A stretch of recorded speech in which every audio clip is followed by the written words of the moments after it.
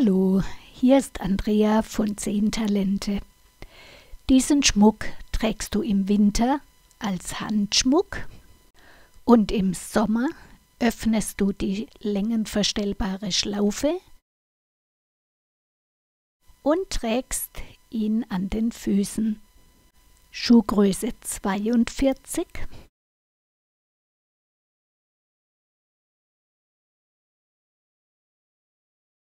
Schuhgröße 37. Die gleiche Technik kannst du auch für ein Halskettenband oder Anhängerband verwenden. Du kannst es kurz tragen und zum Reinschlüpfen und über den Kopf ziehen machst du es lang. Wenn du magst, kannst du kleine Perlchen einfügen. Das habe ich im Video nicht gemacht. Der Anhänger ist nach einem Tutorial von Evi Makramee gearbeitet. Ich habe ihn dir oben verlinkt. Wenn dich interessiert, wie man das macht, dann bleib dran. Für so eine verstellbare Schlaufe brauchst du 4 Fäden. Zuerst machst du die eine Kordel. Du drehst jeden Faden ganz fest nach links, bis du gar nicht mehr erkennen kannst, dass das gedreht ist. So lange musst du drehen. Für ein Fußkettchen muss das Band 6 cm lang sein. Das kriegst du gut hin von Hand. Wenn du aber eine Halskette machen möchtest, ist es von Hand viel Arbeit. Da empfehle ich dir so ein Lego-Maschinchen. Ich habe es dir hier oben verlinkt. Wenn du keine Lego mehr hast, schreib mich an. Wir können dir eins bauen. Es gibt ein Gerücht, man könne Flachgarn nicht drehen. Das stimmt aber nicht. Nur der Anfang ist ein bisschen schwierig. Da hilft Bienenwachs oder ganz einfach ein bisschen Spucke.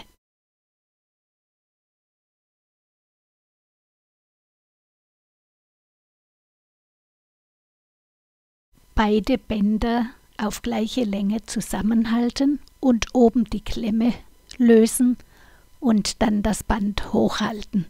Wenn es sich zusammengedreht hat, fixierst du die Kordel bei 6 cm entweder mit einem Knoten, so habe ich es bei dem Kettenband gemacht. Schöner ist es aber, wenn du mit einer Klemme fixierst, ohne Knoten, so wie bei dem Fußbändchen. Das gleiche machst du dann mit den anderen beiden Fäden. Auch beide Fäden nach links drehen. Beide Kordeln sollten, wenn es geht, die gleiche Länge haben. Jetzt legst du die beiden Kordeln gekreuzt nebeneinander.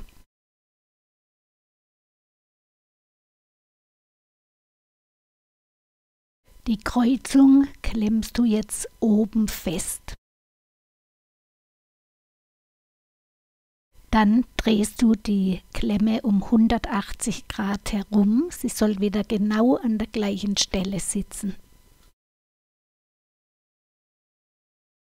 Einen Faden legst du jetzt unter die linke Kordel.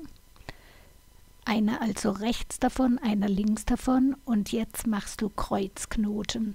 Den ersten Knoten nicht so fest anziehen, damit du deine Fäden nicht aus der Klemme herausziehst. Wie man Kreuzknoten macht, habe ich in einem anderen Video schon ausführlich gezeigt.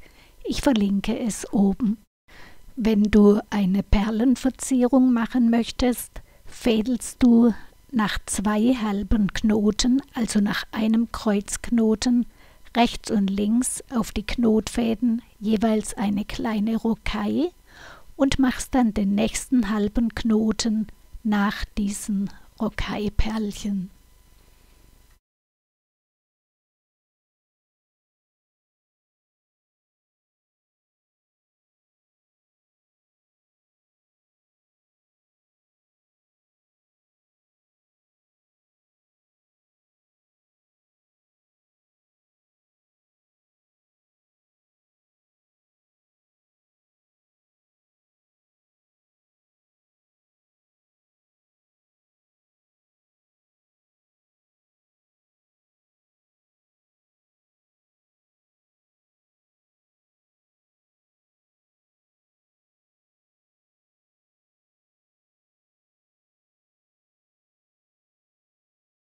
Auf der anderen Seite machst du nun genau das Gleiche.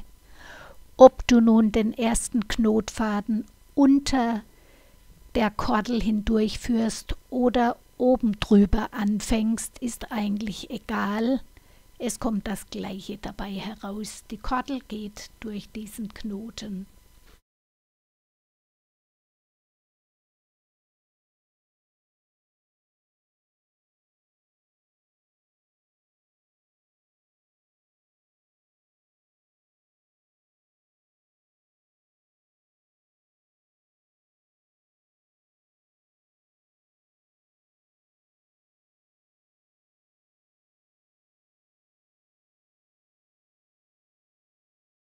Jetzt schneidest du die Restfäden kurz ab und verschmorst sie.